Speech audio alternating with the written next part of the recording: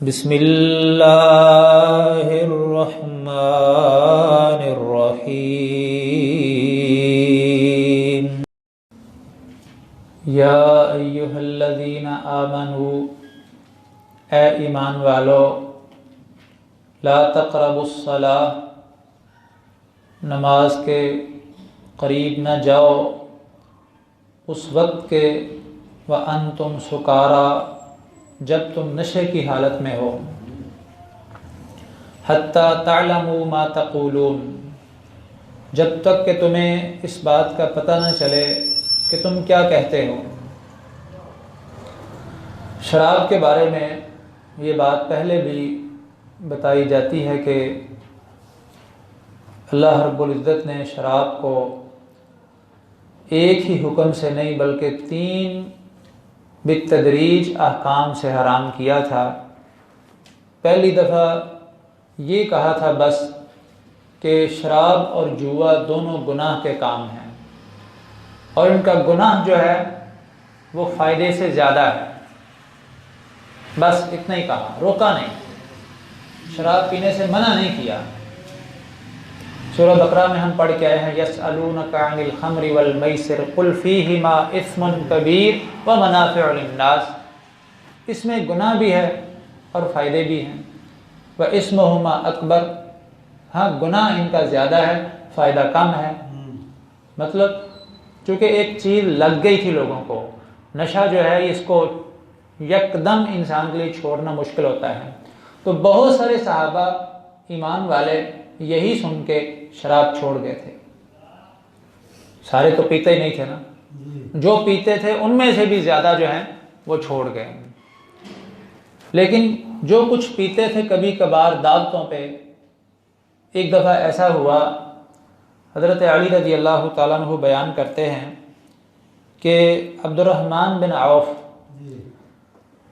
انہوں نے ہماری دعوت کی، کچھ صحابہ کی اپنے گھر میں دعوت کی، تو اس دعوت میں انہوں نے شراب کا بھی انتظام کیا۔ ہم نے کھانا کھایا، شراب پی، تو تھوڑی دیر میں نماز کا ٹائم ہو گیا۔ نماز کا ٹائم ہوا تو سب نے مجھے کہا، حضرت علی کہتے ہیں سب نے مجھے کہا چلو بھائی جماعت کراؤ۔ میں نے جماعت شروع کی، نماز شروع کی، تو یہ تلاوت میں نے کی سورہ الکافرون کی، قل یا ایھا الکافرون لا اعبد ما تعبدون نحن نعبد ما تعبدون، یہ کہہ دیا، جس کا مطلب یہ ہے، یعنی تھوڑی تبدیلی ہو گئی ان سے آیت میں۔ مطلب یہ بنتا ہے کہ اے کافرو، جن کی تم پوجا کرتے ہو ان کی ہم بھی پوجا کرتے ہیں، جن بتوں کی تم پوجا کرتے ہو ان کی ہم بھی پوجا کرتے ہیں۔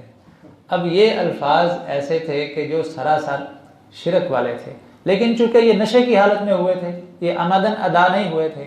بعد میں جب احساس ہوا، جو پیچھے سن رہے تھے بعض کو سمجھ آ گئی، انہوں نے کہا یہ تو بڑا کام خراب ہو گیا ہے کہ آیت جو ہے وہ تبدیل ہو گئی اور مطلب بھی بہت غلط ہے۔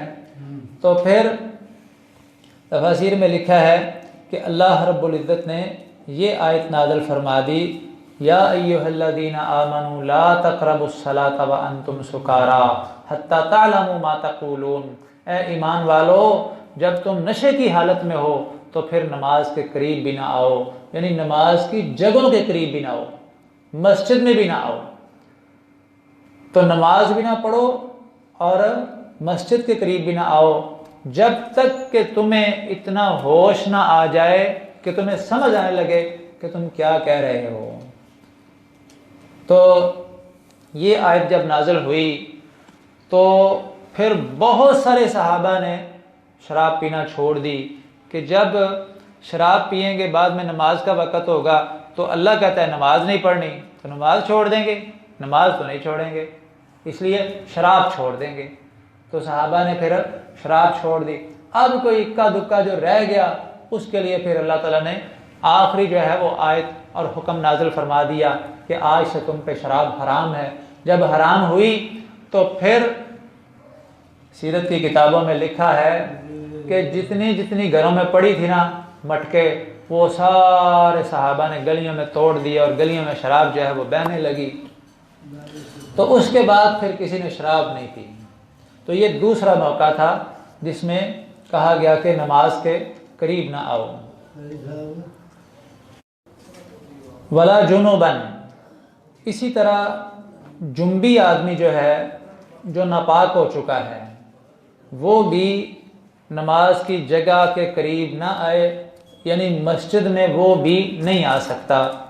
الا عابری سبیل، ہاں وہ مسجد سے گزرنا چاہتا ہے، صرف بطور رستہ استعمال کرنا چاہتا ہے، تو اس کی شریعت نے اجازت دی ہے۔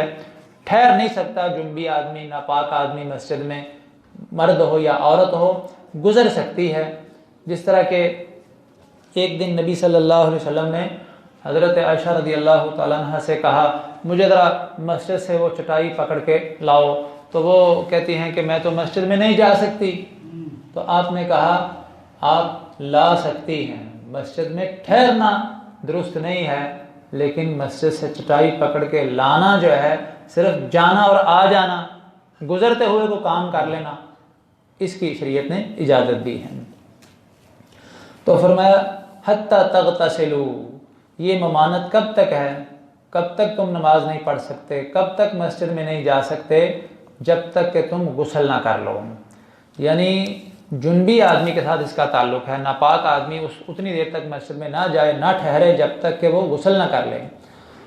پھر فرمایا وَإِن كُنتُم مَرْضَىٰ، اگر تم بیمار ہو جاؤ، بیمار ہو، او علی سفر، یا سفر پہ نکلے ہو، او جاء احد منکم من الغائط، یا تم میں سے کوئی قضائے حاجت سے فارغ ہو کے آیا ہے، او لامستم النساء، یا تم نے عورتوں کے ساتھ قربت اختیار کی ہے۔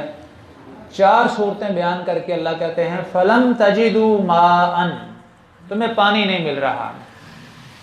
بیماری کی حالت میں تو انسان، اس کو شریعت نے کہا کہ اگر پانی نہیں استعمال کر سکتا، سردی لگتی ہے، اس کو ٹھنڈا لگتا ہے، اور اس کو پتہ ہے کہ اگر پانی استعمال کیا، مثلا کئی دفعہ ایسے ہوتا ہے کہ انسان کسی ایسی جگہ پہ ہے جہاں پہ اس کے لیے پانی گرم کرنے کی بھی سہولت نہیں ہے، بعض اوقات لائٹ چلی جاتی ہے یا گیس نہیں ہوتی، کسی صورت میں بھی انسان پانی گرم نہیں کر سکتا، ٹھنڈا یخ پانی، اور وہ بیمار بھی ہے، تو اس کو پتہ ہے کہ اگر میں نے یہ پانی استعمال کر لیا ٹھنڈا، غسل کیا اس کے ساتھ، تو میری بیماری جو ہے وہ بڑھ جائے گی، میں زیادہ بیمار ہو جاؤں گا اور ہلاکت کا خطرہ ہے اس کو۔ تو ایسی شکل میں شریعت کیا کہتی ہے؟ تیمم کر لو، نماز پڑھنی ہے آپ نے تو تیمم کر کے پڑھ لو۔ یا پھر انسان سفر پہ ہے، سفر کی حالت میں اس کو پانی نہیں مل رہا تو تیمم کر لے۔ یا پھر انسان قضائے حاجت سے ہے، فارغ ہو کے آیا ہے، پانی نہیں اس کے پاس، پانی مل نہیں رہا، تو پھر تیمم کر لے۔ چوتھی صورت بتائی کہ انسان ناپاکی کی حالت میں ہے اور پانی مل نہیں رہا، جنبی ہے، پانی مل نہیں رہا، نماز کا ٹائم ہو گیا ہے، تو کیا کرے؟ تیمم کر لے۔ حضرت عمر رضی اللہ تعالیٰ عنہ اور حضرت عمار بن یاسر رضی اللہ تعالیٰ عنہ کا ایک بڑا عجیب واقعہ پیش آیا، احادیث میں لکھا ہے کہ ایک دفعہ وہ سفر پہ نکلے ہوئے تھے، تو سفر کے دوران ان کو غسل کی حاجت پیش آ گئی، غسل فرض ہو گیا، تو حضرت عمر رضی اللہ تعالیٰ عنہ نے کیا کیا؟ انہوں نے نماز نہ پڑھی، نماز چھوڑ دی کہ میں تو پاک نہیں، جب تک مجھے پانی نہیں ملے گا میں کیسے نماز پڑھ سکتا ہوں۔ اتفاق سے حضرت عمار بھی، ان کے ساتھ بھی ایسا معاملہ پیش آ گیا۔ انہوں نے کیا کیا؟ انہوں نے مٹی کے اندر جو ہے نا وہ اپنے آپ کو لت پت کیا، جیسے بندہ غسل کرتا ہے پانی کے ساتھ، ایسے مٹی کے ساتھ انہوں نے غسل کیا اور بعد میں نماز پڑھ لی۔ اب نبی صلی اللہ علیہ وسلم کے پاس آئے تو بتایا کہ ہمارے ساتھ تو یہ معاملہ بنا تھا سفر میں، تو آپ نے کہا ٹھیک ہے، دونوں کو پتہ نہیں تھا کیا کرنا ہے، اب تمہیں میں بتاتا ہوں کہ آئندہ اگر ایسا ہو تو کیا کرنا ہے۔ تم نے صرف مٹی پہ ہاتھ مارو اور تیمم کرو۔ تیمم کا طریقہ بتایا آپ نے، ایک ہی دفعہ مٹی پہ ایسے ہاتھ لگا کے ان کو تھوڑا ہاتھوں کو جھاڑا جائے، بلکہ آپ نے پھونکا بھی تھا ہاتھوں میں، مٹی کو جھاڑ دیا، اور پھر ایک دفعہ چہرے پہ ایسے اوپر سے نیچے کی طرف لگا لیا، مسح کر لیا، اور پھر اس کے بعد ہاتھوں کی باہر والی جانب بائیں ہاتھ سے دائیں ہاتھ کی باہر والی جانب اور دائیں ہاتھ سے بائیں ہاتھ کی باہر والی جانب ایک دفعہ بس مسح کر لیا. اتنا ہی تیمم ہے بس. بعض لوگ بازوؤں تک کرتے ہیں تیمم، یہ درست نہیں ہے. صرف کیا کرنا ہے، ایک دفعہ زمین پہ ہاتھ لگانے ہیں. بعض لوگ 2 دفعہ لگاتے ہیں، پہلے چہرے کے لیے پھر بازوؤں کے لیے، ہاتھوں کے لیے. یہ ثابت نہیں ہے. حدیث میں آتا ہے التیمم ضربۃ واحدہ، ایک ہی دفعہ زمین پہ لگانے ہیں. ہاتھ لگا کے اس کو جھاڑیں، چہرے پہ مسح کریں ہاتھوں کا، اور پھر بائیں ہاتھ سے دائیں ہاتھ کی باہر والی جانب اور دائیں ہاتھ سے بائیں ہاتھ کی باہر والی جانب. بس یہ تیمم ہے.